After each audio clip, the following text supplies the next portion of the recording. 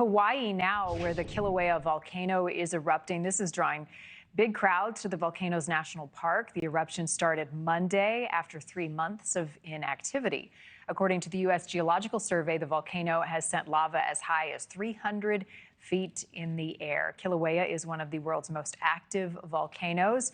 This is a photo taken at about 3 o'clock in the morning by Ted Augie, a friend of my next guest. Hawaii State Senator Tim Richards joins us now to talk more about this eruption. Happy holidays to you. Thanks for joining us, Senator. Aloha and Merry Christmas. So this is something you all are used to, but for those of us who don't live on the island, what happens when this volcano erupts? First of all, everybody looks very, very quickly. If you think back to our 2018 eruption, we had quite a devastating eruption at that point, which is near the Kīlauea summit. We lost over 700 homes. But that being said, first thing we do is we look and see where it is. Okay, it's contained in the caldera, which is in the center of the crater.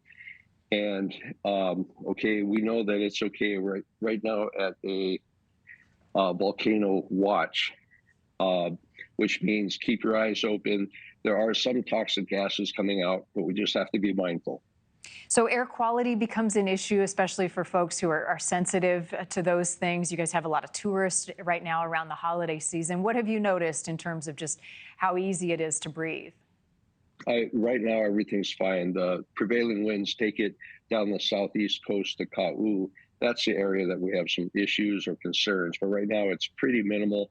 And like I said, we have the volcano watch, which is be mindful, but nothing to get too excited about right now. Mm-hmm. However, it's Madam Pele, and things can change very, very quickly. Yes. What's it like at night? I mean, how much light does this thing put off? I'm on the other end of the island, and from here now, we don't see anything.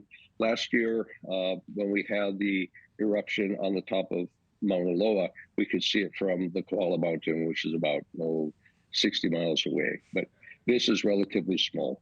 How are people able to see this? I know some of the helicopter rides to look at the craters is a popular thing to do, but when one of these erupts, how does that change some of the adventures that are happening?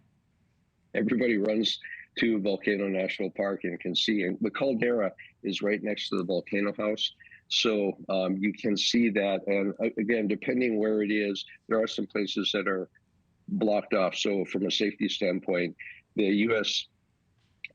Department of Interior does an excellent job when it comes to the national park, and things are well managed, very, very safe to go observe these things. Yeah, observing from a safe distance. Typically, Yep. When it erupts, how long does the eruption continue before things subside?